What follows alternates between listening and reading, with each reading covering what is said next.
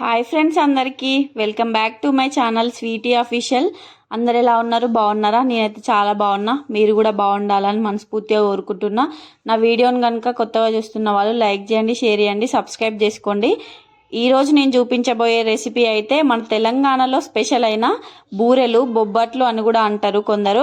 So మేమైతే మా side బూరెలు అని అంటాం. దీనికోసం అయితే ముందుగా శనగపప్పును తీసుకోవాలి.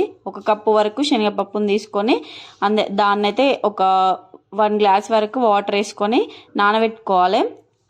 ఇట్లా నానబెట్టుకోవడం వల్ల తొందర ఉడుకుతుంది. మనం నార్మల్గా ఉడకబెట్టుకున్నా కానీ కుక్కర్లో వేసినా కానీ తొందర ఉడుకుతుంది అన్నట్టు.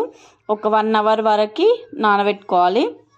నానబెట్టుకున్న తర్వాత మనమైతే 1 కప్పుకి 2 కప్స్ వరకు మైదా పిండిని తీసుకోవాలి. గోధుమ పిండి కూడా తీసుకోవచ్చు. నేనైతే ఇక్కడ మైదా తీసుకున్నా. దాన్ని అయితే మంచిగా జల్లించుకోవాలి, ఎందుకంటే ఏమన్నా ఉంటే కూడా మంచిగా ఫిల్టర్ అవుతాయి అన్నట్టు.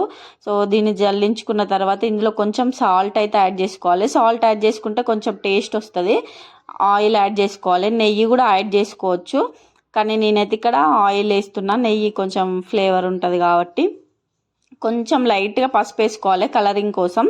దీన్ని మంచిగా కలుపుకోవాలి ఈవెన్గా. ఈ పిండి ఎంత మంచిగా కలుపుకుంటే అంత బాగా వస్తుంది. సో పిండినే ఫస్ట్ మంచిగా కలుపుకోవాలి. వీలైనంత వరకు కొంచెం కొంచెం వాటర్ వేసుకుంటూ మంచిగా ఈవెన్గా కలుపుతూ ఉండాలి. చూస్తున్నారు కదా, ఇట్లా వాటర్ వేసుకుంటూ ఈ విధంగానైతే కలుపుకొని పక్కన పెట్టుకోవాలి. ఇట్లా కలిపిన తర్వాత ఫైనల్గా ఆయిల్ అయితే యాడ్ చేసుకోవాలి, ఎందుకంటే చేతికి అంటుకోకుండా ఉంటుంది. ఆయిల్ కొంచెం ఎక్కువనే యాడ్ చేసుకొని ఒక 1 అవర్ పాటు దాన్ని నానబెట్టుకోవాలి. అంతసేపు మనం నానబెట్టుకున్న పప్పు ఉన్నది కదా, సో దాన్ని అయితే కుక్కర్లో వేసుకోవాలి. వేసుకొని ఈ పప్పు మనం ఒక 1 కప్పు తీసుకుంటే 1 కప్పు వరకే వాటర్ వేసుకోవాలి, ఎందుకంటే ఎక్కువ వేసుకోవద్దు. మనం ఎంతైతే క్వాంటిటీలో పప్పు తీసుకుంటామో అంతే క్వాంటిటీలో వాటర్ వేసుకొని కుక్కర్లో ఒక 7-8 విజిల్స్ వచ్చేంత వరకు ఉడకబెట్టుకోవాలి. ఈ విధంగా ఉడికిపోతుంది, మంచిగా మెత్తగా అయిపోతుంది అన్నట్టు. మనం 7 విజిల్స్ మ్యాక్సిమం 7 పడుతుంది.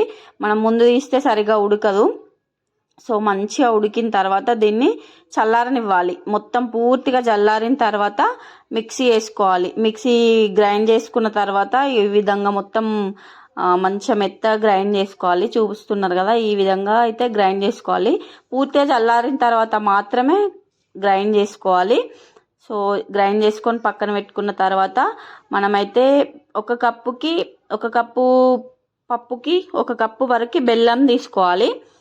ఈ బెల్లం అయితే మంచిగా తురుముకొని పక్కన పెట్టుకోవాలి. మనం ఉండలు లేకుండా ఉంటుంది, లేకపోతే అది సరిగా కరగదు. సో ఇలా మంచిగా తురుముకొని పక్కన పెట్టుకోవాలి. 1 కప్పుకి 1 కప్పు వరకు బెల్లం తీసుకొని ఆ బెల్లంని పక్కన పెట్టుకున్న బెల్లాన్ని ఒక గంజులో వేసుకోవాలి. ఒక గిన్నెలో వేసుకున్న తర్వాత అందులో కొంచెం అయితే వాటర్ యాడ్ చేసుకోవాలి.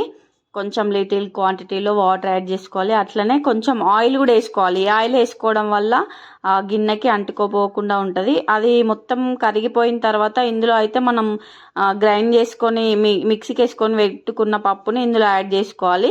ఈ బెల్లం అయితే మన స్వీట్నెస్కి తగ్గట్టుగా యాడ్ చేసుకోవాలి. కొందరు ఎక్కువ తినే వాళ్ళు ఉంటారు, కొందరు తక్కువ తినే వాళ్ళు ఉంటారు. సో అది మీ ఇష్టం. మనం ముందుగా కలుపుకొని పక్కన పెట్టుకున్న పిండి ముద్దను తీసుకొని అందులో మనం ప్రిపేర్ చేసుకున్న మిశ్రమాన్ని ఇట్లా ఈవెన్గా రౌండ్ బాల్స్ లాగా చేసుకోవాలి. ఇట్లా చేసుకున్న తర్వాత మంచిగా మనకి ఎంత సైజులో అయితే కావాలో అంత సైజులో బొబ్బట్లు అయితే చేసుకోవాలి. చాలా పల్చగా కూడా వేస్తారు కొందరు కొంచెం లావు కూడా వేసుకుంటారు. దానిపైన కవర్ పెట్టేసి కూడా ఇట్లా స్ప్రెడ్ చేస్తారు. సో నేనైతే ఇక్కడ ఇట్లా ఈ విధంగా చేసిన. ప్యాన్ మీద ఆయిల్ వేసుకొని ఈ విధంగా చేసుకున్న తర్వాత దీన్ని 2 వైపులా కాల్చుకోవాలి.